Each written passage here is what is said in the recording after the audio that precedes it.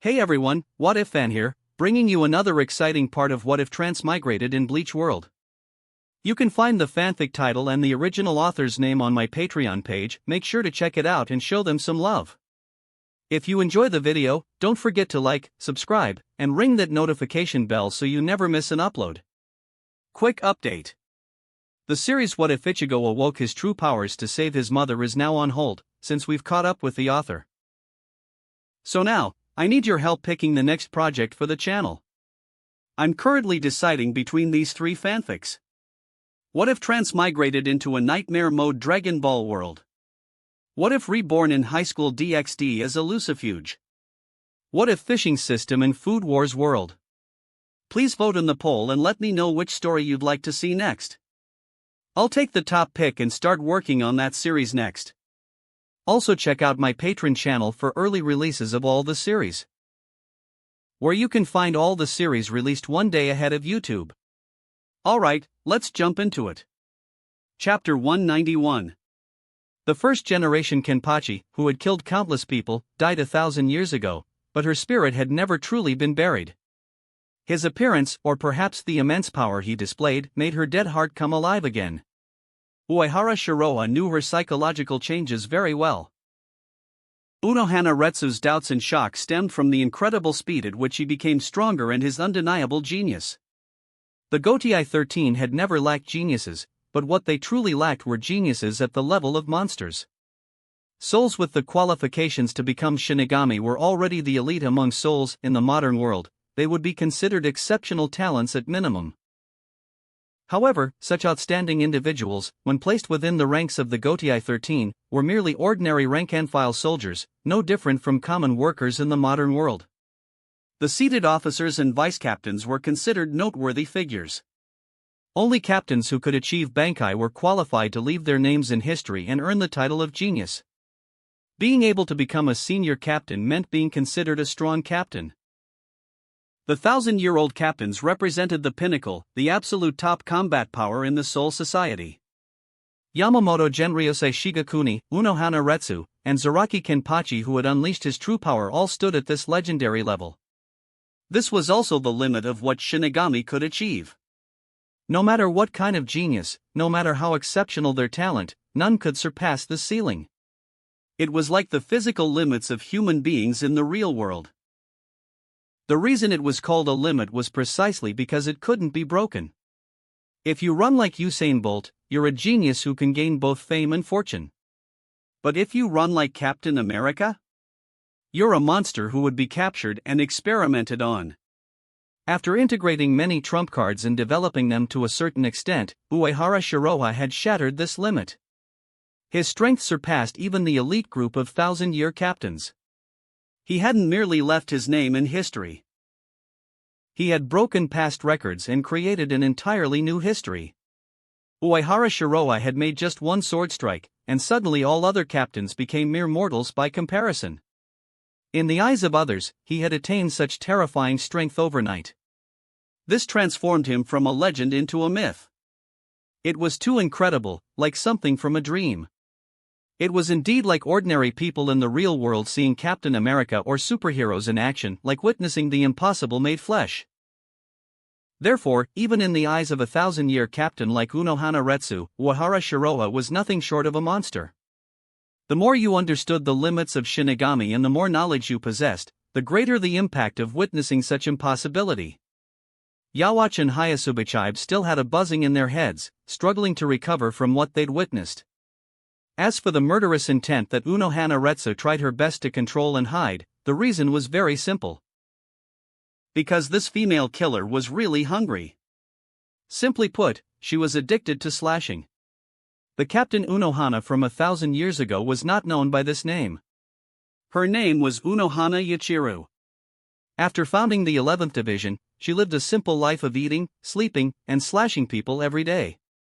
Before joining the Gotei 13, she was an unprecedented villain in the history of the Soul Society. She was bloodthirsty and couldn't sleep well at night unless she killed a few people every day. This was Unohana Yachiru, and fighting was everything to her. As the most infamous villain in Soul Society's history, as the Kenpachi who created the 11th Division and its fighting philosophy, she hadn't slashed people happily for 1,000 years. Over the centuries, she had endured very, very hard. The more masters she faced, the greater her addiction grew. The slashing technique displayed by Uehara Shiroha was fatally attractive to her. This was the hidden nature of Unohana Retsu. Why is that? Even though she was rejected, Unohana Retsu still maintained her calm and gentle demeanor. Even if you hate the nobles of Soul Society, you have a good relationship with Captain Kairaku and Vice Captain Matsumoto. Now they need your help. And even if you lend a helping hand to them, you will not lose anything. After all, for someone of your caliber, it is just a piece of cake. You should have no reason to refuse. To be honest, she had lived for so many years and had encountered all kinds of peculiar individuals. After all, geniuses were always unique and different from others. It was normal for them to have weird temperaments. But someone as strange as Uehara Shiroha? He was a first even for her. His mind was as unfathomable and elusive as his strength. What struck her as particularly strange was that Uehara Shiroha's strength and position had somehow allowed Aizen to retreat unscathed from their encounter. Aizen and Uehara Shiroha were both tremendously proud individuals. People like Aizen would not tolerate any variables and would resolutely eliminate all potential threats. And Uehara Shiroha would not bow to anyone. He would definitely become a threat to Aizen. But the two did not fight. They seemed to have reached some agreement, both stopping at the precise right moment. She always felt that something was wrong. So her call for help this time was also a test. Captain Unohana is really sharp. Your judgment of the situation is indeed very accurate. Uehara Shiroha shook his head. It's just that you misjudged me and yourself. I am not the person you think I am, and you are not the person you think you are. Since you have come to me, you will never be satisfied with just keeping things quiet. You are not such a person. Unohana Retsu had treated him as a young man who was ignorant of the world's ways, wanting to pressure him with words and test his resolve. However, this captain who appeared so gentle and dignified did not expect that in front of Uehara Shiroha, she was like an open book, unable to hide any secrets. Therefore, before she could uncover any useful information, Uehara Shiroha saw through all her intentions. Unohana Retsu, who had a braid hanging down the front, narrowed her eyes slightly. You know my story? I came here today for no other reason than to ask for your help. Herself from 1,000 years ago had become history, and those who knew about her were basically all dead. Compared with the past, she had undergone earth-shaking changes. Very few people knew her true identity. How did a young Shinigami like Uehara Shiroha know this?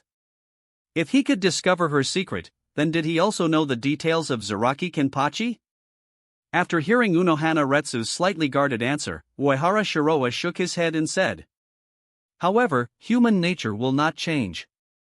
It is nature precisely because it cannot be changed. Deep in your heart, the blood of a killer flows, and this is your nature that cannot be altered. Therefore, as long as you stand in front of me, your blood will boil and the killer instinct will be activated. In fact, before coming here, you had expectations for this, which is also an important reason why you wanted to see me. It has nothing to do with asking for help. You just want to fight.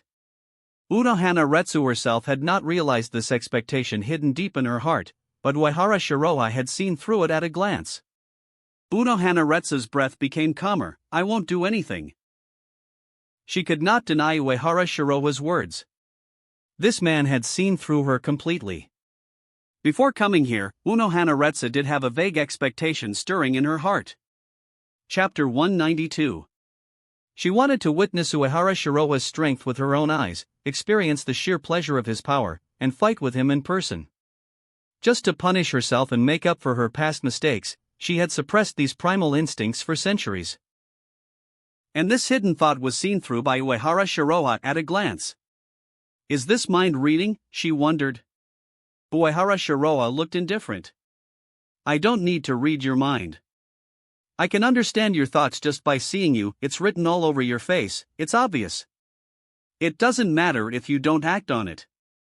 But I want to see the strength of the first generation Kenpachi. Do you want to challenge Kenpachi's title? Unohana Retsu's expression turned cold. Don't get me wrong, I didn't mean that. Uehara Shiroa looked elegant and easygoing, and said, I mean, you are the challenger.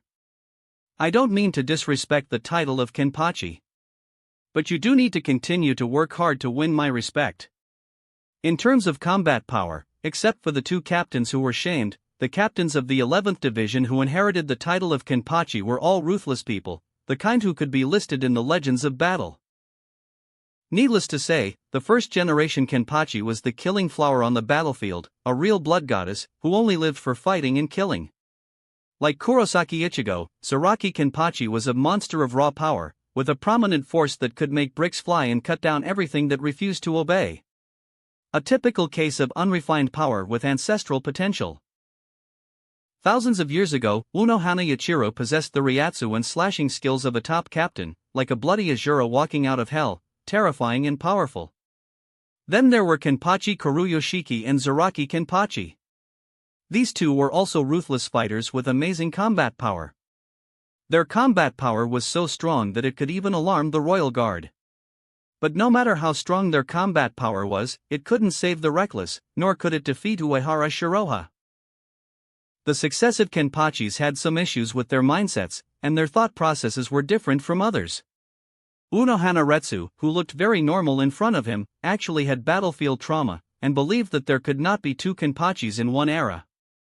In fact, it was not as if they couldn't have multiple Kenpachis in one era, yet she seemed unreasonably anxious about it. Uehara Shiroha was very interested in Unohana's slashing technique, but not so interested in her philosophy. Just like the Hokages, the Celestial Dragons, and the Suriitii nobles, they were all systems he believed should be swept aside. What if I refuse? Unohana Retsu's eyes became even colder, and the murderous intent in her heart was constantly churning. However, after persisting for so many years, she really didn't want to break the rules. I will give you a reason you can't refuse. Uehara Shiroha's expression was extremely calm and indifferent. I know you have set some restrictions on yourself and have some concerns. But welcome to my world. He admired Unohana Retsu, just like he admired other beautiful women. But at the same time, he would not spoil her. Beautiful women were not scarce to him. It was the beauties who needed him, not him who needed them. Uehara Shiroha could be very romantic and would protect his women. But the relationship between supply and demand needed to be figured out, and only he could occupy a dominant position. As soon as the voice fell, Uehara Shiroha unleashed his Ryatsu and stimulated the power of the Mind Gem and Shunkyo. Just as Unohana Retsu was ready, the surrounding scenery changed rapidly. The original ice palace turned into a vast battlefield. The field paved with jade extended infinitely, as if there was no end. Under their feet was ground hard like white jade, above was the blue sky, and there was nothing else around. It was vast, magical and mysterious, and contained an indescribable grand aura. This was the domain of Uehara Shiroha, the will of Uehara Shiroha, the power of Uehara Shiroha, and the world of Uehara Shiroha. The two were like gladiators standing in an infinite arena. Seeing this magical scene, Unohana Retsu was not panicked at all, and calmly analyzed. Spatial ability. So this is why you can enter and exit Hueco Mundo freely. It seems that I have found the right person. She had seen all kinds of strange abilities. In the past, she would just slash without saying a word, no matter what ability the person had. As long as the person died, their ability would be rendered invalid. But now, she had reformed. Even though the scene in front of her made her more excited and more eager to fight, Unohana Retsu still pretended to be indifferent. Uehara Shiroha snapped his fingers, and the space around him rippled. Gorgeous fireworks appeared on both sides. This is my world. Everything here is under my control, including time and space. Strictly speaking, this is similar to a spiritual world, not the pure real world. Captain Unohana, you can display your power here to your heart's content. You can use Shurikai, Bankai, and release the strongest Ryatsu and slash. Nothing here will affect the outside world.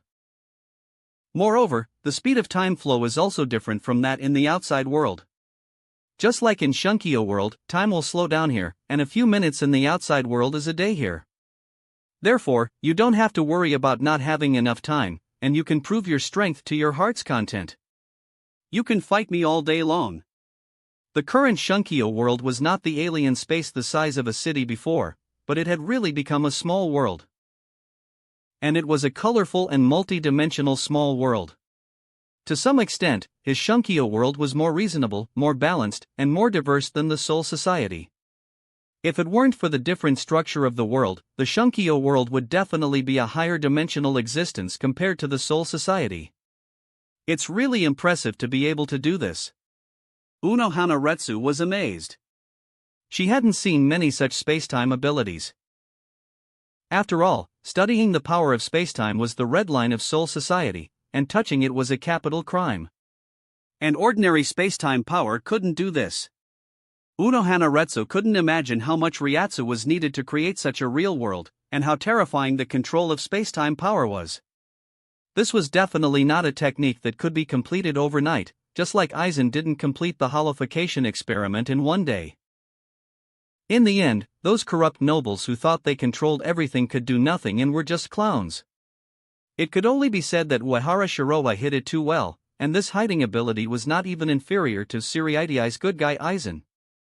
It was ironic to think that those incompetent nobles actually had such a terrifying forbidden power right under their noses. They should really be ashamed if they were so useless. But I still refuse. Although she was amazed at the powerful strength of Uehara Shiroa, Unohana Retsu still insisted on her principles and emphasized, "I don't think you can change my mind. Even if your power of space and time has reached a superb level. Is it your Zanpakuto ability? You and Aizen both disguised your Zanpakuto ability.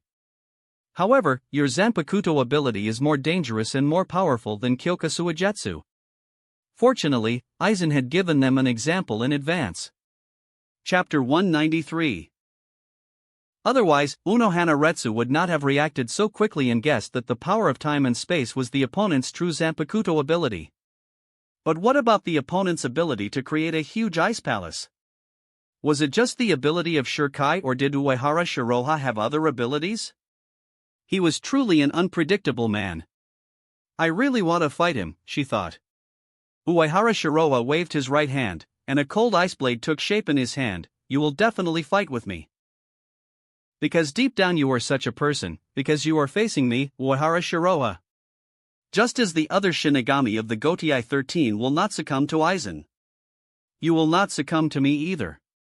Although it would be nice to have some refined conversation with a beautiful woman, he would rather have a real fight with the first-generation Kenpachi. Otherwise, he would never be able to conquer this woman.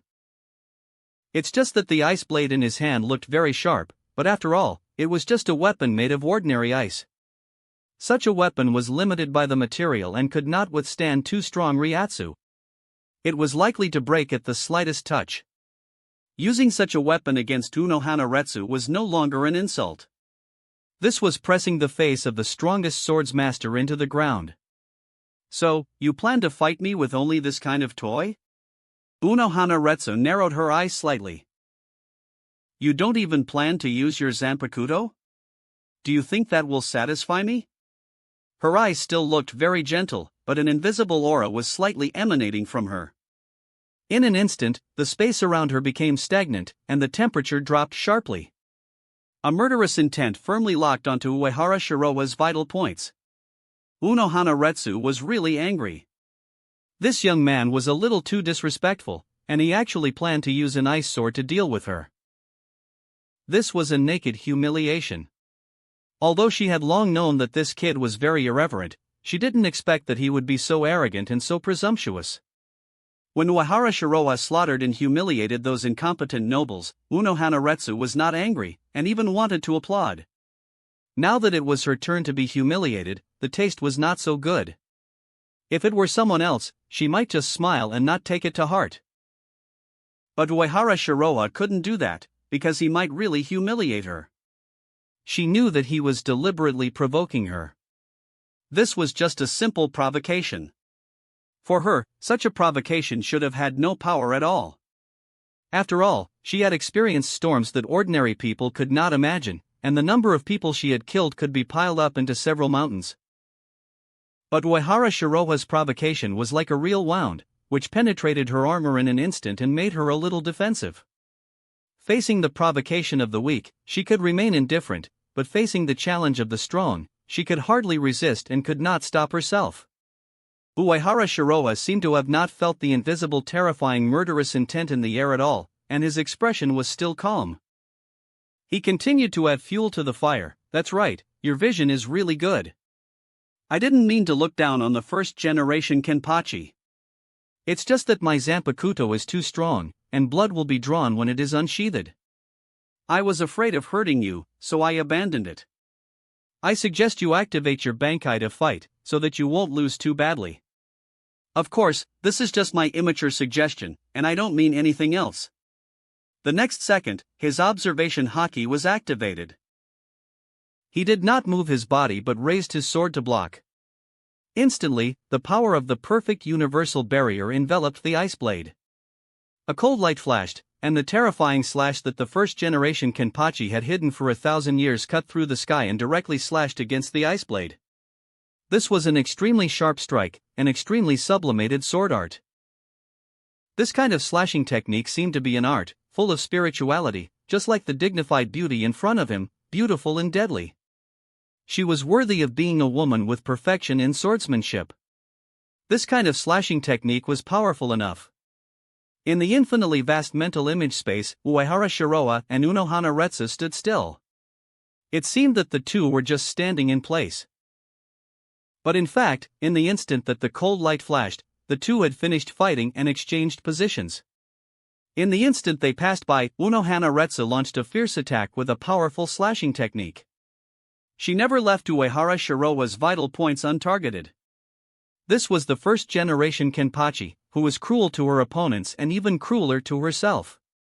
Once she fought, she would never stop fighting unless she died.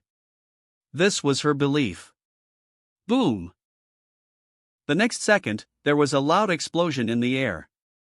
The reason why there was no shocking shock wave when the two fought was not because their slashing power was not strong enough, but because the slashing power was too concentrated. This was the perfect combination of skill and strength. The strength and skills were just right, but they could always defeat the enemy with ease. This was the realm of a sword master.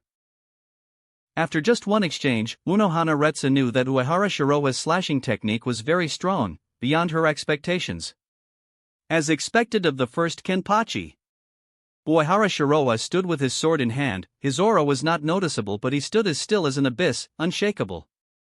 There were several cracks on the blade of the ice sword. There were also some red bloodstains on the blade. Although he successfully blocked Unohana Retsu's fierce slash, the ice blade's ability to withstand was still too weak, and it was damaged after all. I wonder if it counts as a clean victory if the weapon is damaged, he thought. Unohana Retsu frowned as she looked at the several cracks on the ice blade. This was unreasonable.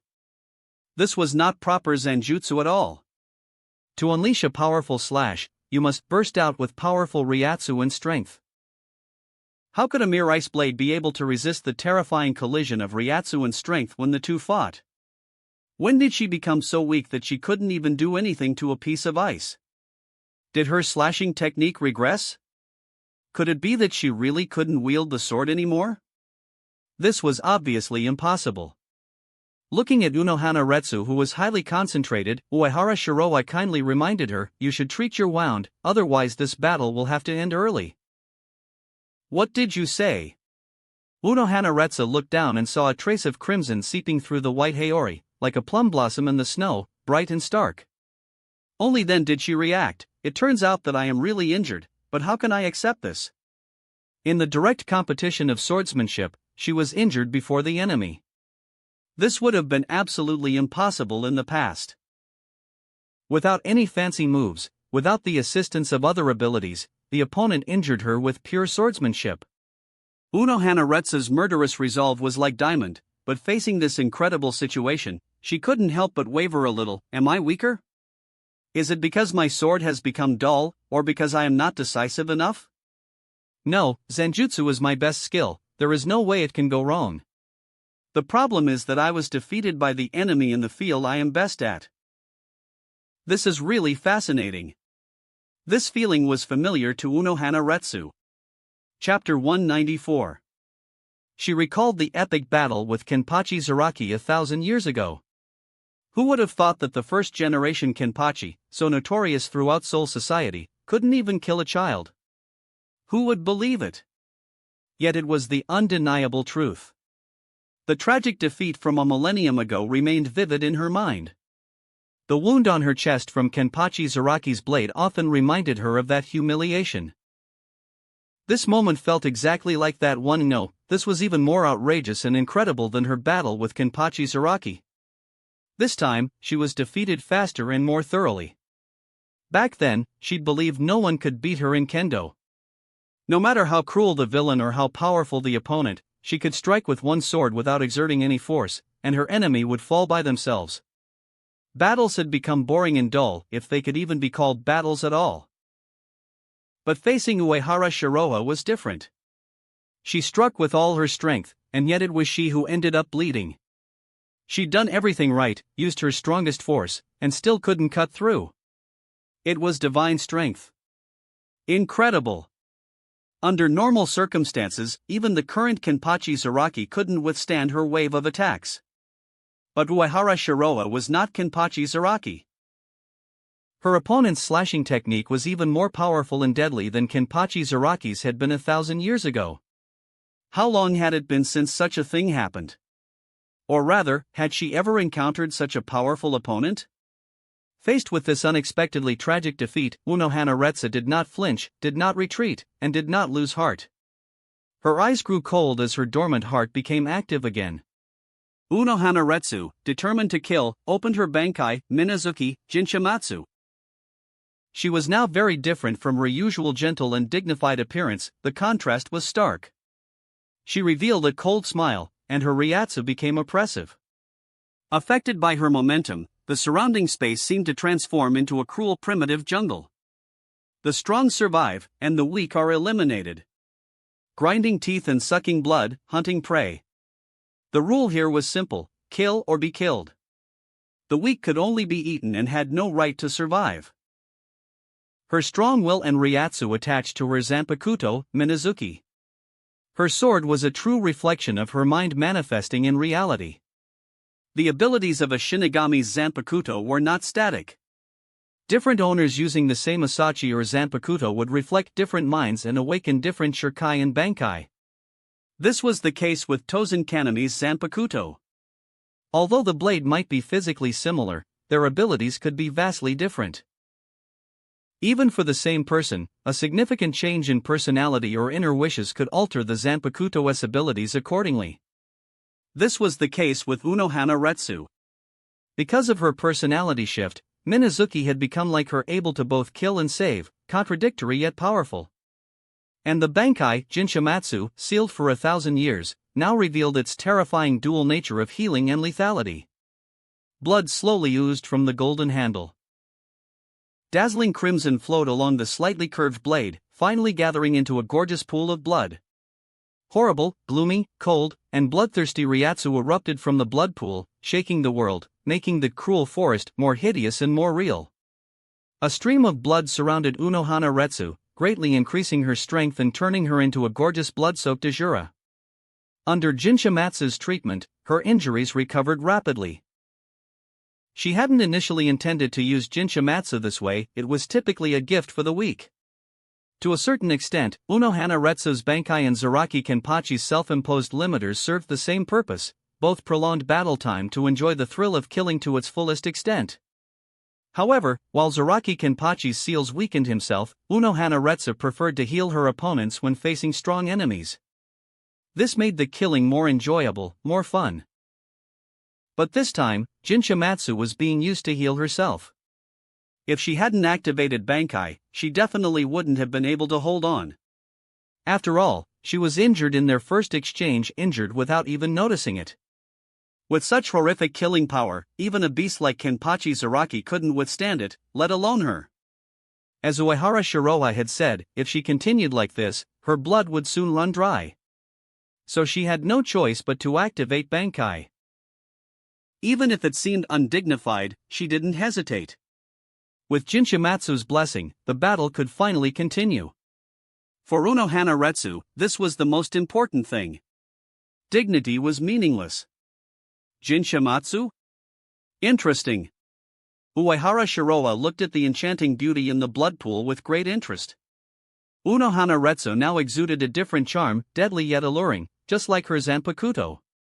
Uehara Shiroha activated his ability to see through everything. With the blessing of perfect observation haki, he saw through everything and perceived the laws governing all things. He instantly understood the mystery of Jinshimatsu. The ability could be simply summarized as overtreatment, somewhat similar to Giorno Giovanna's gold experience. Both injected a large amount of vitality into their target. This injection of life energy could help the target recover from injuries and enhance vitality and combat effectiveness. But everything had limits. Things turned around when pushed to extremes. Too much vitality caused organs and cells to overgrow, directly reaching the end of life. This was Jinshimatsu's ability, it could both kill and save. Such a Zanpakuto ability aligned perfectly with the identity of a healer. When Unohana Retsu had sacrificed herself fighting Kenpachi Zaraki in the canon, she had used Jinshimatsu to strengthen him, as Kenpachi was too weak then and hadn't even fully mastered his Shurkai. But now, Unohana Retsu was obviously using Jinshimatsu to strengthen herself.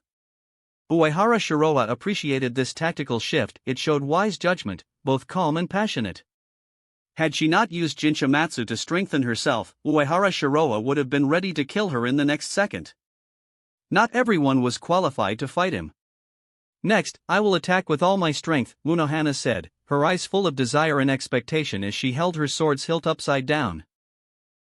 I hope you can withstand it. I'm enjoying this moment very much. But beneath her enthusiasm lurked a cold murderous aura. The charm of ice and fire was perfectly integrated in this Shinigami. As soon as her words faded, Unohana Retsu made her move. It was still a slash, it could only be a slash. The ordinary swing of her sword carried unimaginable power and murderous intent. Unparalleled blood-red light and Ryatsu suddenly erupted, covering the world and everything in it, locking onto Uehara Shiroa's vital points and the space around him. The terrifying slash was like an ocean that swept through everything, destroying all in its path. Chapter 195. Every inch of space, every bit of Ryatsu turned into a terrifying blade that pierced through everything. In just a moment, the cold blood-colored Ryatsu filled all the space, leaving Uehara Shiroa with nowhere to dodge or retreat. Facing such a powerful slash, any normal opponent would only retreat and dodge. This was the slashing technique of the first-generation swordsman, Unohana Retsu, fierce and deadly. With Bankai activated, Unohana's Ryatsu, strength, physical prowess, and vitality had all increased more than tenfold. Now she could chop off Captain Kamamura's head with a single stroke. This sword strike carried full determination and unstoppable will. It was as if Unohana Retsu had sacrificed her mind, body, and soul in exchange for the murderous aura that permeated the world. She threw away everything, sacrificed everything just to kill her enemy and emerge victorious. Her murderous intent, unparalleled determination, and overwhelming Ryatsu transformed into a slash that swept across the world, a strike that could not be dodged. Uehara Shiroa instantly understood the horror of this move. Unohana Retsu's technique was deceptively simple, it was fast and fierce.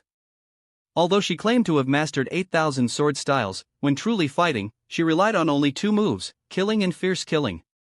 This was the manifestation of swordsmanship returning to its original simplicity. After all, the true meaning of fighting was to defeat the enemy and win, everything else was empty philosophy. Unohana Retsu's slashing combined unparalleled speed with devastating lethality. The fusion of these qualities made it seemingly invincible. Because it was fierce enough, enemies dared not take it head-on or block it directly, nor could they successfully do so. Because it was fast enough, even if enemies attempted to dodge, they couldn't escape completely. This was a terrifying attack that couldn't be avoided, blocked, or defended against. Facing such a slashing technique, meeting it head-on meant suffering a grave wound, while dodging meant taking a lesser injury. 2 bottles of poison, one must choose which to drink. For ordinary fighters, retreat was the only option. Better to suffer a small loss than a devastating one. However, Uehara Shiroha was no ordinary person. He understood the principle that retreating one step meant retreating all the way. Facing such a terrifying slash, once you backed down, you completely lost the initiative and would be swept away. It was like the Go saying, "It is better to lose several pieces than to lose one move." Or as another saying goes, when two sides meet on a narrow road, the brave wins. Spreading your hands in surrender and retreating wasn't the true iron-blooded way. Therefore, Uehara Shiroha chose the most unlikely and radical approach. He swung his ice sword to confront the first-generation Kenpachi in her Bankai state. This was killing move against killing move, meteor striking earth, golden needle against wheat spike. Fast. Fierce. Accurate. The ultimate kendo, terrifying ryatsu, an unparalleled passionate collision of sword techniques allowed no trace of luck or sympathy, only iron will and determination. There was nothing else in their eyes and blades except each other. Unohana Retsu displayed extremely skilled kendo, thousands of sword schools flowing from her fingertips like clouds in water, full of oppressive power. There were no flaws in her transitions between styles, everything flowed naturally and with incredible variety. Though she utilized many kendo schools, when she struck, her actions were extremely simple, fast, and fierce, without any trace of other styles' complications. There was no chaos in her movements. For a moment, sword blades danced wildly, and red light shimmered throughout the battlefield. The title of Yuchiru was well-deserved. As the first-generation Kenpachi, her slashing technique had reached perfection, like a flaming meteor, surging and explosive. This was a slashing technique that reached the limit of what a Shinigami could achieve. If facing an ordinary enemy, such an unpredictable and traceless slashing style would certainly behead them instantly. However, Unohana Retsu wasn't facing an ordinary opponent, she was facing Uehara Shiroha. The result was that no matter how skilled her switching between schools, how powerful her slashing technique, or how fast her speed, she couldn't overcome that ordinary ice blade. The ice blade, though developing more and more cracks, stood like a mountain, unshakable and insurmountable. All her killer moves were shattered. Moreover, Uehara Shiroha's moves were simpler, more powerful, and more unsolvable. What reflected in Unohana Retsu's eyes was Uehara Shiroha's calm, composed expression and his godlike gaze. She would never forget this battle, the confidence and composure of her opponent, his strength, and those eyes. Uehara Shiroha's eyes seemed able to see through everything, rendering all her killing moves futile. Although his slashing technique was simple, it possessed absolute power. That kind of extreme strength and solidity couldn't be described by thousands of hammers striking hundreds of times. It was a realm that even she couldn't imagine or understand. Because of this, no matter how hard she tried, she couldn't stop his casual sword strikes. So in this fight, she was completely defeated. If not for Jin Shimatsu's healing abilities, she would have been mortally wounded and died from blood loss. Unohana Retsu had a discerning eye. She could see how strong her opponent's technique truly was. As the first-generation Kenpachi, she never feared anyone, nor did she resort to tricks. So she used a terrifying slash to test Uehara Shiroha's strength. He was indeed a man who could both please and subdue her. She hadn't experienced this joy of being conquered in a very long time. The truth was, if anyone else had dared attack her so aggressively, Unohana Retsu would have cut them to pieces long ago. For ages, she had looked forward to the emergence of such a strong and domineering opponent. She was simply too powerful, so strong that there were no opponents, no challenges, and no fun. Fighting was everything to her, and without worthy adversaries, everything was meaningless. But now, facing the extremely provocative Uehara Shiroha, although Unohana Retsu was excited inside, she couldn't form an effective response. She didn't even dare to respond fully. It wasn't because she feared losing. It was because she feared the battle would end too quickly. This was similar to Kenpachi Zaraki's fighting style, he often held back, wanting to enjoy the thrill of combat. The difference was that Kenpachi Zaraki restrained himself for fear of using too much force and killing his opponents too quickly. She, however, didn't dare attack recklessly because she was afraid of being killed by Uehara Shiroha. So she quickly changed tactics, exerting her will, slashing skills, and Bankai Ryatsu to their extremes, taking an unconventional approach in fighting Uehara Shiroa. She had fought many strong enemies and been at a disadvantage many times. However, she never gave up. Unohana Retsu believed in her slashing skills and believed she could have the last laugh. Every time she faced death, every desperate situation she encountered, she felt satisfied, happy, and fulfilled from the bottom of her heart. It was just that ordinary people couldn't satisfy her.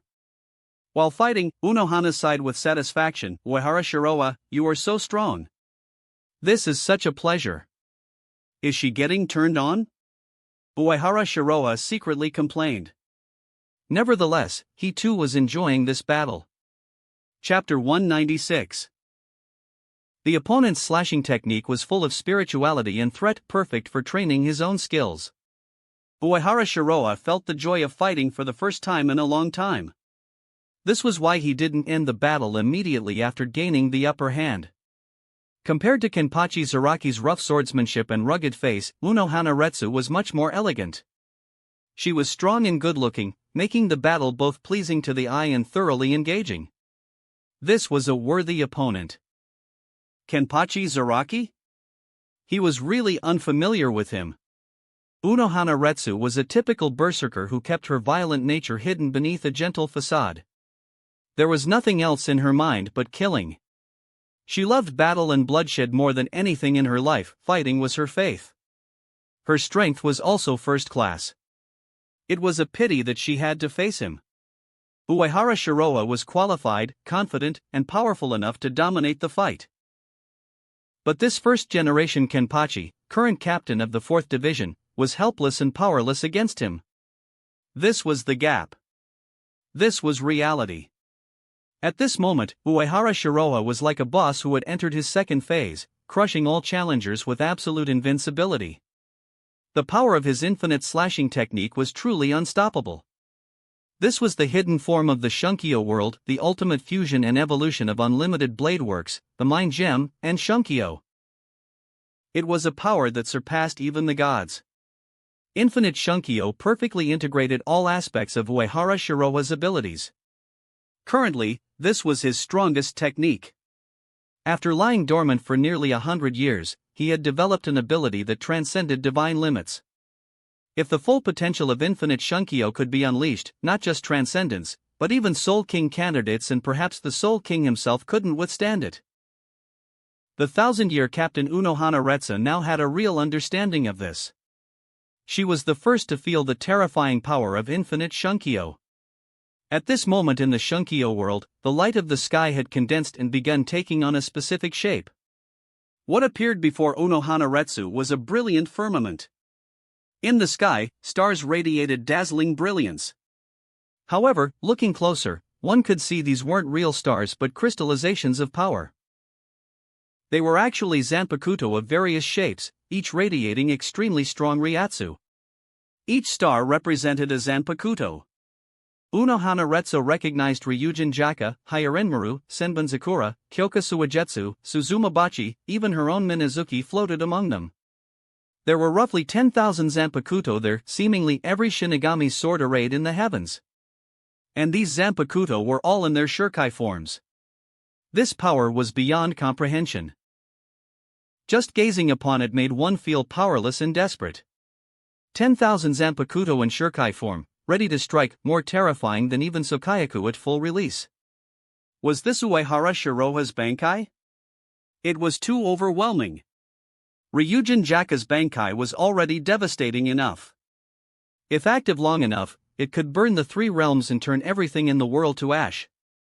But compared to these 10,000 Shurkai Zanpakuto, even Zenka no Tachi didn't seem so frightening. Unohana Retsu remembered her complaints from long ago. Those opponents were too weak and died at her first touch. Such battles couldn't really be called battles at all.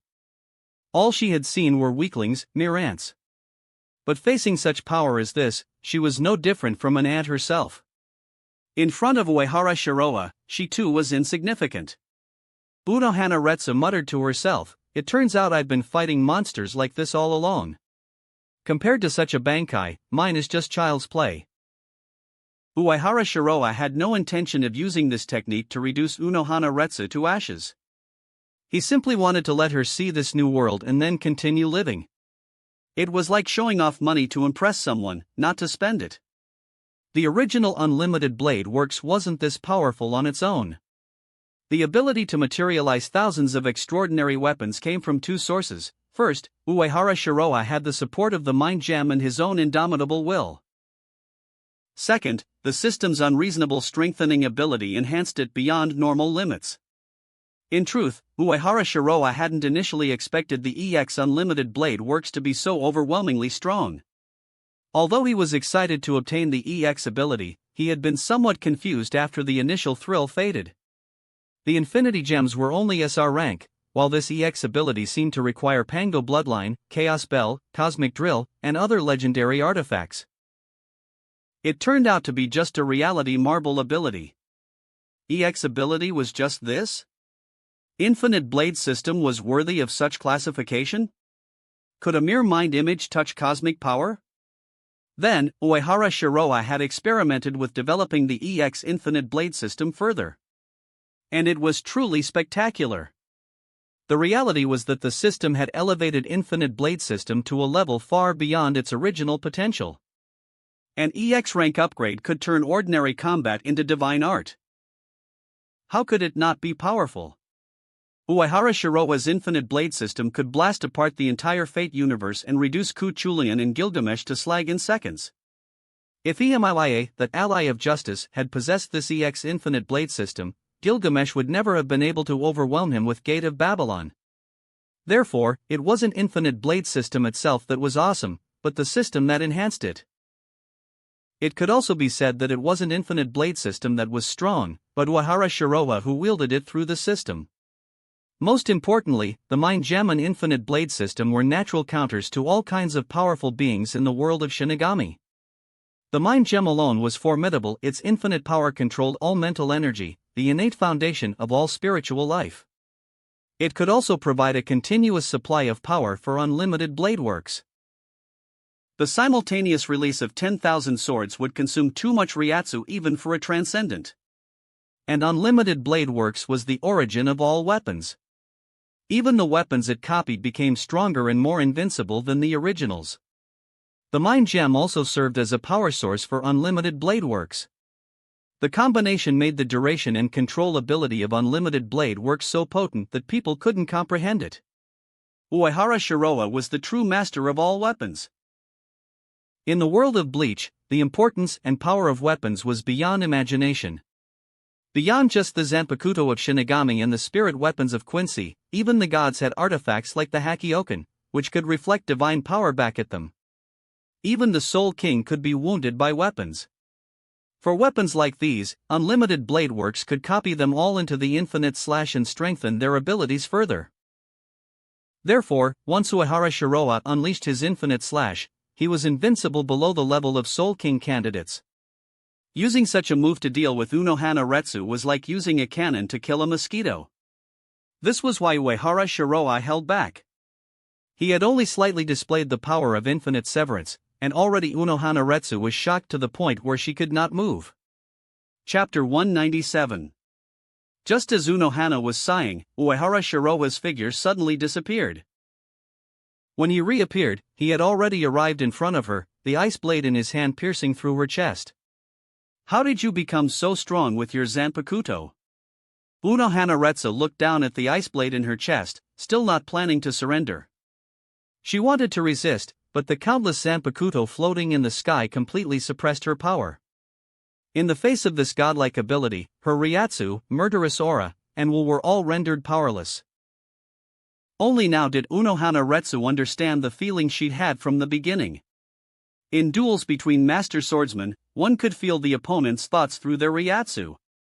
When fighting with Uehara Shiroa, the emotion she sensed was pure calm. He seemed not to be fighting at all, but rather on a casual outing or a relaxed hunting trip. Before, Unohana had been confused. Why was he so confident? After all, in close combat, she feared no one and could threaten anyone. However, it was now proven that Uehara Shiroa had nothing to fear. His slashing technique was terrifying, displaying a kind of impeccable, flawless strength. The Zanpakuto arsenal in the sky was the most powerful foundation anyone could possess. She had lost her first battle after 1,000 years. This time, she had lost more thoroughly, more quickly, and more helplessly than ever before. She simply wondered how her opponent could be so overwhelmingly strong. This ability that surpassed Shinigami limits was definitely not something that could be explained by mere talent. Uehara Shiroha released the ice sword and said calmly, "There is no woman in my heart who draws the sword naturally." As his arm retreated, the ice sword quickly melted and disappeared. However, a lingering force of ice remained around the wound, freezing the blood. Because of this, Unohana Retsu did not collapse from her injury. "Commander Uehara, are you still in need of a woman?" Unohana Retsu noticed that the place where the ice sword had struck was exactly where Kenpachi Zaraki had wounded her long ago. Only now, the old scar was covered by a fresh one. Her once unshakable faith and the meaning behind her old wounds began to waver. "I just have women around me. That doesn't mean I have women in my heart." Uehara Shiroha had a clear mind. As the saying went, good women should not be let down, and bad women should not be wasted.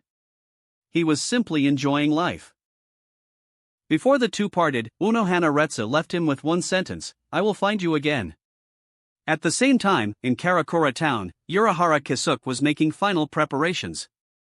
He first arranged a retreat plan for Kurosaki Ichigo, then made some special arrangements around the area where Uehara Shiroha would be positioned. Ishida Ryukin, who stood nearby, was puzzled and asked with confusion, "Do we really have to go to this extent? Is it necessary? Shiroha is very strong." "There's no doubt about that. But regardless, one person alone cannot affect the outcome of the war. Moreover, Shiroha should be on the side of the Shinigami. There's no reason for him to sit back and watch Aizen fuse with the Hogyoku and complete his final holification." In Ryukin's opinion, Urahara Kisuke was being overly cautious. If he wasn't worried about his son Urio's safety, he wouldn't even be helping. Urahara Kisuke shook his head helplessly and replied, "Although I don't want to say this, the outcome of this war isn't decided by us. It's Ichigo Kurosaki and Uehara Shiroha who will determine everything." On the surface, this was a battle between Shinigami and Arrancar. In reality, it was only a battle between the Shinigami and Aizen. However, these were just the first two levels. The third level was the battle between Ichigo Kurosaki and the Hogyoku. Among all available combat forces, only that extraordinary boy had any real possibility of defeating Aizen after he fused with the Hogyoku. Anyone with interest could see the first two levels. But very few people knew about the third level. Ichigo Kurosaki's potential was just a theory, not a confirmed fact. Only Aizen and Urahara had taken this variable into consideration. Aizen had even deliberately stimulated Ichigo's potential, obviously planning something specific. But there were yet more layers to this conflict, a fourth level involving Uehara Shiroha and the Zero Squad. The Zero Squad was hiding something or had other plans. For the time being, they wouldn't be a threat, but potentially a help. Uehara Shiroha was the real complication. This man didn't openly participate in the fight between any parties on the surface. Yet all of their plans had to revolve around him. Uehara Shiroha was the biggest variable. Shiba Ishin, who had not fully recovered his Shinigami powers, looked confused. "Really? I think Commander Uehara is a decent person." Even after all this time, he still had a very deep impression of Uehara Shiroha. After all, that Zanpakuto that seemed able to freeze the world was truly amazing. But apparently, this wasn't even the full extent of Uehara Shiroha's strength. It might not even be his true Zanpakuto ability. After learning this information, Shiba Ishin was quite surprised. Considering the relationship between Uehara and Rukia, though, Ishin felt that Uehara Shiroha couldn't be a bad person. After all, his son seemed to have received guidance from him. How could someone who helped his son be a bad person? Looking at the somewhat puzzled expressions of Ishida Ryukin and Shiba Ishin, Urahara Kisuke felt a bit helpless. One of them underestimated Uehara Shiroha's strength, while the other underestimated his destructive potential. he explained with resignation. Uehara Shiroa is a destroyer. He has no respect for concepts of bloodline or rank. Even the Soul King isn't taken seriously by him. If the rules are in his favor, he won't take action. If the rules aren't in his favor, he won't bother changing them, he'll directly eliminate whoever made those rules. The most terrifying thing is that he has unparalleled strength. That is Uehara Shiroa. In fact, compared to Aizen, Uehara Shiroa was far more terrifying. After all, Aizen at least recognized the existence of the Soul King. The throne of God that Aizen pursued was where the Soul King should rightfully sit. But these matters were meaningless to Uehara Shiroa. This man had no special interest in the Soul King or the throne, and he wouldn't actively pursue power. However, if whoever sat on that throne dared to act against him, they would definitely be removed by Uehara Shiroa, chair and all. All Urahara Kisuke wanted now was to minimize casualties and reduce variables. As long as he still aimed to maintain the overall balance, he couldn't ignore Uehara Shiroa. After all, to some extent, this man was the balance itself. If Aizen was provoked, he wouldn't destroy the world outright. But if Uehara Shiroa was antagonized, the end of the world might arrive sooner than anyone expected. Chapter 198. So terrifying? Shiba Ishin and Ishida Ryukin were startled. They hadn't expected Soul Society's environment to be so fertile. Not only had it produced Aizen, but it had also raised someone even more terrifying than him. Was this Uehara Shiroa really so fearsome? The nobles of Soul Society were truly blessed. Fortunately, these two were no longer in Soul Society. The two old men had little concern for Soul Society or the position of the Soul King. These two men, both deeply in love and frustrated by past losses, just wanted to save their children. The days of having wives might be over for them, but at least their children had to be protected. Meanwhile, in Karakura town, a black crack suddenly opened in the sky. Aizen stepped forward through the Garganta. Behind him were the ever-smiling Ikimara Jin and the blindfolded Tozen Kaname. Aizen spoke in a calm tone. The strongest point of the Gotii 13 is that they have 13 captains who can each stand on their own. The combat power of each captain is impressive. But as I mentioned before, 4 captains are trapped in Hueco Mundo. Now the remaining combat power of the Gotii 13 is only half of what it should be. Moreover, they have no way to fight freely in Karakura town. The advantage is mine. Losing is impossible. All we have to do is destroy Karakura town and then capture Soul Society. This is too easy. They are truly vulnerable. In truth, he wasn't saying this to the Gotii 13 or the Espada. He was saying it to Ichigo Kurosaki in Hueco Mundo. While speaking, Tozen Kaname had been using a specialized communication kido to transmit the sound to Hueco Mundo, intending to further stimulate Ichigo Kurosaki's potential. After all, Ichigo Kurosaki possessed the most perfect holification. Aizen wouldn't let go of such a valuable resource. As long as Ichigo's maximum potential was developed, Aizen planned to devour it and turn it into part of his own power. In Hueco Mundo, upon hearing these words, Ishida Yuria, Sato Yasutora, and Kurosaki Ichigo all paled. They hadn't expected that Aizen had already begun his invasion of Karakura town. If war broke out, even if Aizen eventually lost, Karakura town would be destroyed. The combined strength of the Espada and Aizen was too overwhelming, and the Shinigami captains would need to fight at full power. For the Shinigami and Arrancar, this was just another battle. For the residents of Karakura town, it would be a complete disaster. The Ryatsu emitted by the Shinigami and Espada alone would be enough to level the entire town. Just as their anxiety peaked, Mayuri Kuratsuchi's voice echoed from above. You don't need to worry. We knew the Battle of Karakura town was inevitable. Before this, the Gotii 13 and Urahara Kisuke took countermeasures. If we used ordinary means, we could only send Shinigami captains to the battlefield, but they couldn't fight with their full strength. Their Ryatsu was too powerful and would destroy everything. So Urahara specially designed 4 pillars with a radius of 1 soul mile in Karakura town. Each pillar occupies a corner, forming a space barrier connecting the real world and Soul Society. The technical level of this device is average with many defects, and it was very troublesome to set up. I made numerous improvements with the Research and Development Bureau, expending considerable effort to create a space barrier covering all of Karakura Town. Then we constructed an exact replica of Karakura Town on the outskirts of Rukongai. With the spatial power of the pillars, we exchanged the real Karakura Town with our replica in Rukongai. This way, the battlefield shifted from Karakura Town to Rukongai. Now, the Shinigami captains can fight with all their strength without affecting the residents of Karakura Town. This is the power of science. Although Mayuri was slightly irritated about working with Urahara Kisuke, he had to admit the device was quite useful. Besides, this wasn't Kuratsuchi Mayuri's specialty, so he reluctantly used it as a reference. That shopkeeper actually cooperated with the Gotei 13? Rukia, who was receiving treatment, was momentarily stunned. Then her anxious mood also relaxed. With teacher Shiroa and brother Byakuya fighting in Hueco Mundo, Rukia felt somewhat reassured.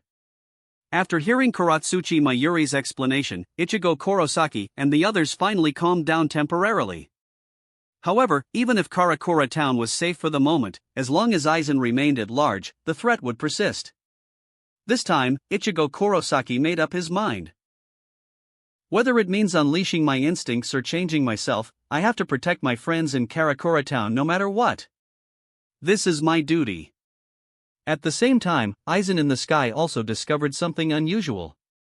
Something seemed wrong with the concentration of Reisher in the surroundings. At that moment, Head Captain Yamamoto Genryusei Shigakuni and a group of captains and vice-captains of the Gotei 13 appeared using Shuinpa, gathering together. The captain commander stood firm, his face as calm as still water, finally caught up. "Oh, Lord Aizen, it seems the plan is changed." Jin Ikamaru looked slightly surprised. "What should we do now?" "It doesn't matter. Everything is proceeding as planned." After saying this, Aizen looked down at Yamamoto Genryusei Shigakuni and said, "Caught up? You think I don't know that you used the space barrier to relocate Karakura Town? But this doesn't affect my plan. I just need to eliminate you first, and then go to Soul Society to destroy the Oken that requires Karakura Town to create. I've simply changed the order. Your demise will come sooner rather than later. All you'll catch up with is your funeral." He didn't take their resistance seriously. In his mind, all of this was part of his plan.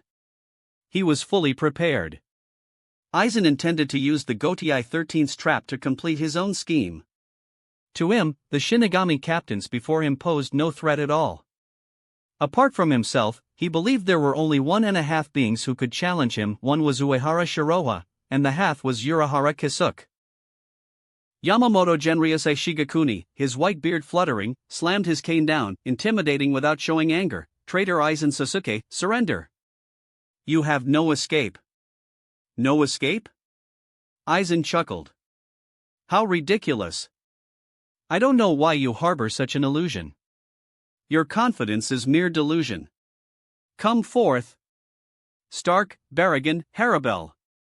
And my palace is in your hands, Ulquiorra." As his words faded, several horizontal black cracks appeared in the sky. The top 3 Espada and their fraction emerged from the torn sky. Their heavy, oppressive, and ominous Ryatsu enveloped the replicated Karakura Town like a dark cloud. Chapter 199. Powerful Ryatsu swept across the battlefield like a violent storm, impacting heaven and earth. The overwhelming pressure from the Vasto Lord-class Arrancar was unmistakable, filling the air with despair. The faces of the Shinigami captains hardened, their expressions growing stern. Even Captain Commander Yamamoto Genryusei Shigakuni frowned. According to intelligence reports, the top 3 Espada were all Vasto Lord-class Arrancar who had mastered Resurrection.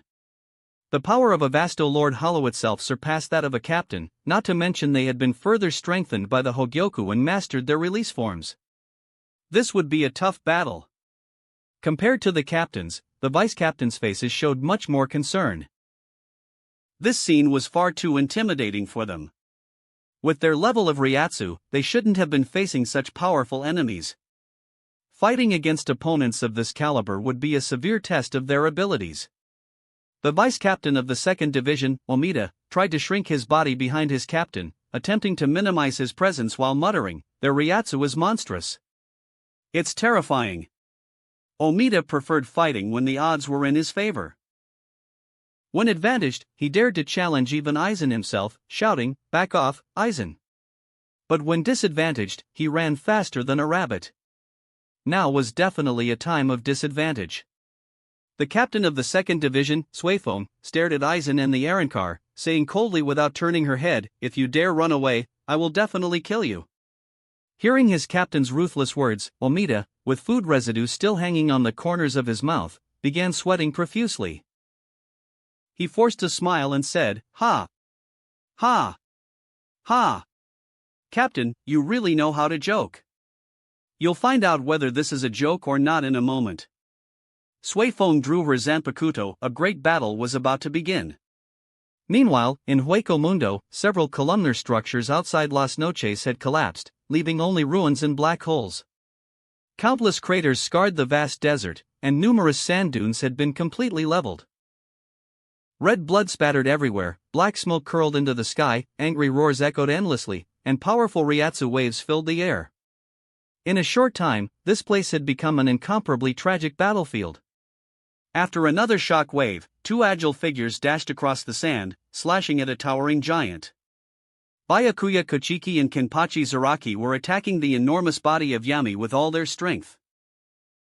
To them, although Yami's attacks after entering Resurrection were formidable, he was essentially a sitting duck. Yami, who called himself the Zero Espada, had unleashed a terrifying burst of energy after entering Resurrection. His power, combined with his immense size, was like the arrival of a demon. Faced with this amazing transformation, neither Byakuya Kochiki nor Kenpachi Zaraki seemed affected at all. Both were among the strongest captains, and they weren't intimidated by the increasingly powerful and massive Yami, they only felt excitement. Their powerful slashes blew away the air, stirred up dust storms, and left wounds of varying sizes across Yami's body. After his resurrection, Yami became increasingly enraged. He had been beaten before his release, and he was being beaten again after it. Was his resurrection meaningless? Yami's eyes glowed red, and the angrier he became, the more his bestial power strengthened. His body expanded rapidly like an inflated balloon, and in the blink of an eye, he transformed into a colossal demon that blotted out the sun. An enormous shadow engulfed the battlefield, making the surrounding boulders seem tiny by comparison. His Ryatsu and destructive capabilities amplified simultaneously. Every move he made carried world-shattering power. His physical strength and regenerative abilities were also greatly enhanced. However, Yami had the misfortune of facing both Byakuya Kochiki and Kenpachi Zaraki. Confronted with an increasingly terrifying enemy, the two competing captains showed no fear. Their attacks only grew more ferocious, and when they attacked, they habitually covered for each other as well. What had begun as a straightforward 2-on-1 battle threatened to turn into a 3-way melee as the captains competed to land the killing blow. Their strikes became stronger and more fierce. Such powerful attacks continued to penetrate Yami's defenses, causing significant damage. Boom! Yami punched fiercely, causing the sky and earth to tremble, emitting bursts of enormous energy. Unfortunately, his lack of mobility made it impossible for him to dodge the swift attacks of Byakuya Kochiki and Kenpachi Zaraki. If there had been only one enemy, Yami might have managed. But with two senior captains attacking simultaneously, the pressure was too intense, and he soon began to tire. In truth, after his earlier battle with Uehara Shiroa, Kenpachi Zaraki had grown much stronger. Not only had he remembered the technique of holding his sword with both hands, but his Ryatsu had also greatly exceeded its normal state. Uehara Shiroa had put so much pressure on him that many of Kenpachi's self-imposed seals had broken.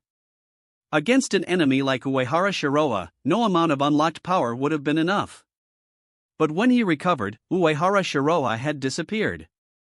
Now Kenpachi could only vent his frustration on Byakuya Kochiki and the Arrancar before him. Though it seemed incredible, Yami's defeat was only a matter of time. In the fifth tower of Las Noches, Ulquiorra regarded Orihime Inoue and Ichigo Kurosaki with his emerald eyes. It seems you've made up your mind. However, the result won't be different. You and your companions will die. So, are you ready to face despair? He had just received orders from Lord Aizen to kill Ichigo Kurosaki. He genuinely needed to understand this troublesome human Shinigami better. Ulquiorra had to admit he had underestimated human resolve. But ultimately nothing had changed. The other's determination was about to be extinguished by him, just like a candle flame blown out by a strong wind. He had complete confidence in this outcome. Ichigo Kurosaki, who had chased after him to rescue Orihime Inoue, did indeed possess remarkable determination. On his way to the tower, he had been blocked by the Exequias. Although Reborn, the leader of the Exequias, had been frightened by Uehara Shiroha and dared not appear personally, his endless subordinates proved troublesome obstacles. Fortunately, Rukia, Sato Yasutora, and Ishida Yuryu, who had recovered from their injuries, helped him fend off the endless Exequias, allowing him to reach Las Noches in time.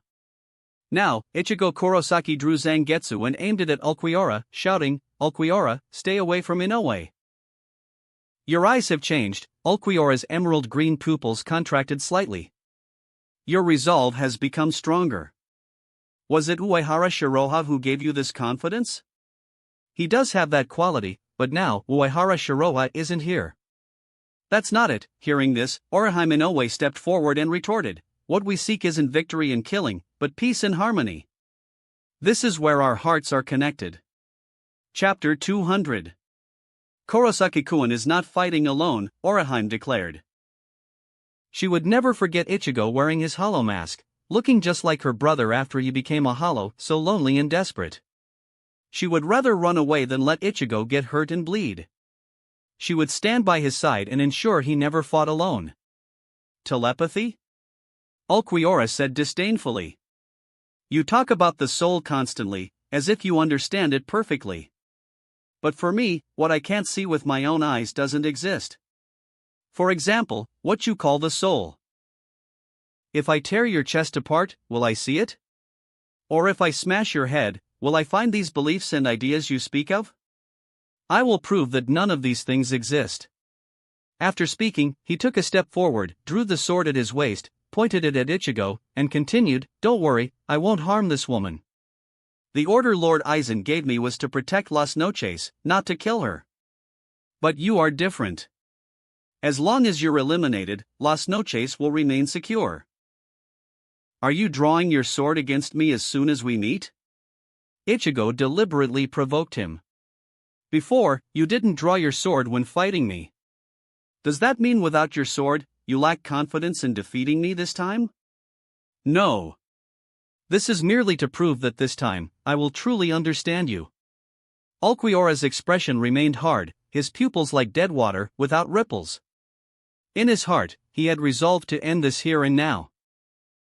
This was not only to fulfill his duty but also to prove the meaning of his existence. "If you can do it, then come on." Ichigo swung Zangetsu and slashed at Ulquiorra. This attack finally carried genuine killing intent. The blades intersected. Black Ryatsu collided with green Ryatsu, forming a terrifying shock wave. The fateful duel had begun at the fifth tower. Meanwhile, Uehara Shiroha encountered an old acquaintance, Shihoin Yoruchi. To be precise, she had sought him out. In truth, he had already sensed Yoruchi's Ryatsu and tracked her movements with his observation haki. Yoruchi had come to Hueco Mundo with Ichigo Kurosaki and the others.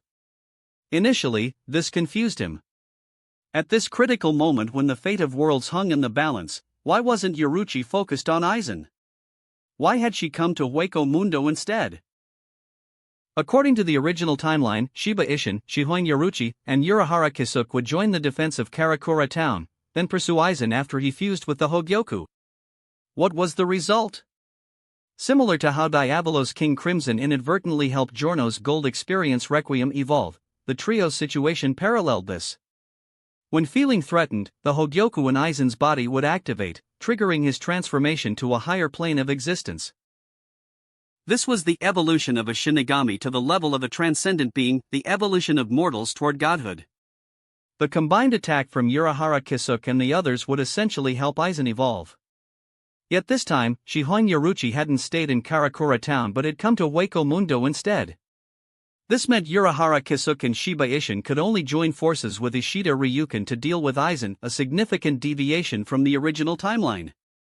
Mr. Hattenclogs must be planning something. When Shihoin Yoruchi approached him, Uehara Shiroa understood everything. Urahara Kisuke was being cautious about him. He feared Shiroa might join forces with Aizen or attempt to claim the Hogyoku, so he had planned accordingly. Is this your new pet? It's quite cute. Yoruchi looked at the soundly sleeping Nell and raised her eyebrows. Inwardly, she felt exasperated. Aizen was about to become a god, potentially dooming the three worlds. Yet these two seemed completely unconcerned, one traveling around playing with a pet Arrancar, the other snoring peacefully. Uehara Shiroa's nonchalance wasn't surprising, as that was his nature. But why was this Arrancar so carefree? While pondering this, Yoruchi extended her spiritual senses to analyze Nell's Ryatsu. She frowned, puzzled. This Arrancar's Ryatsu is strange. It appears weak, but seems to conceal great power. Is this some kind of unusual camouflage ability? Still, she wasn't particularly shocked. Anyone who stayed with Uehara Shiroa was unlikely to be ordinary. The man had high standards and wouldn't associate with anyone who wasn't exceptional. Consequently, the women around him were both talented and beautiful, each unique in her own way. Urahara Kisuke is quite cautious, sending you to watch over me, Uehara Shiroa remarked, somewhat impressed by Urahara's thoroughness. The Batman of Karakura town was truly vigilant, suspicious of even the most trustworthy allies. His defensive mindset was practically invincible. The man even guarded against himself, always fearing he might turn to evil, and thus never fully unleashing his scientific research potential. Normally, Mr. Hattenclogs restrained himself, conducting targeted research only when absolutely necessary. The limitations he placed on his own abilities were strict and methodical. Even so, at every critical moment, Urahara Kisuke could produce the perfect solution, like Batman pulling a gadget from his utility belt. His caution wasn't without reason. While ordinary villains might become 10 times stronger if they turned evil, Batman would become 100 times more dangerous. The Batman of Karakura town followed the same principle. If Urahara Kisuke ever turned evil, his destructive potential could rival or even exceed Aizen's. In many ways, Urahara Kisuke and Aizen were similar, both extremely rebellious and dismissive of authority. As soon as Kisuke became director of the Research and Development Institute, he released the dangerous Kuratsuchi Mayuri from the maggot's nest. Later, he conducted research on holification and created the Hogyoku. Of course, Urahara Kisuke had no intention of turning evil now. The reason was simple: he was intelligent enough to know better. If he ever contemplated villainy, he'd first have to consider whether Uehara Shiroa would permit it. Without overcoming Shiroa, what would be the point of turning evil? Uehara Shiroa understood why Urahara Kisuke was testing him now. The man had no choice. If Shiroa turned against them, no one could truly stop him. Urahara Kisuke, cautious enough to guard against himself, would certainly not be unprepared for this possibility. On this point, Uehara Shiroa could only conclude that Urahara Kisuke remained too naive. The man's reasoning was sound, but even if he anticipated Shiroa's moves and took every precaution, it would ultimately prove futile. All of Urahara's calculations could be crushed by Shiroa's overwhelming strength. The path of absolute power was truly dominating. Shihoin Yoruchi studied the confident Uehara Shiroa with a questioning gaze. Are you truly not worried at all? Even if you possess that kind of power, Aizen could potentially reach your level after completing his holification. To be honest, she hadn't been sleeping well lately. That wraps up this part of What If Transmigrated in Bleach World. Thanks so much for listening. As always, new parts drop every 4 days, so be sure to stay tuned. Quick reminder. The series What If Ichigo awoke his true powers to save his mother is now on hold, since we've caught up with the author. So now, I need your help picking the next project for the channel. I'm currently deciding between these three fanfics. What if Transmigrated into a nightmare mode Dragon Ball world? What if Reborn in Highschool DxD is a Lucifuge? What if Fishing System in Food Wars world? Please vote in the poll and let me know which story you'd like to see next. I'll take the top pick and start working on that series next. Also check out my Patreon channel for early releases of all the series, where you can find all the series released one day ahead of YouTube. If you enjoyed the video, don't forget to like, subscribe, share it with your friends, and please consider supporting the original author as well. See you in the next one.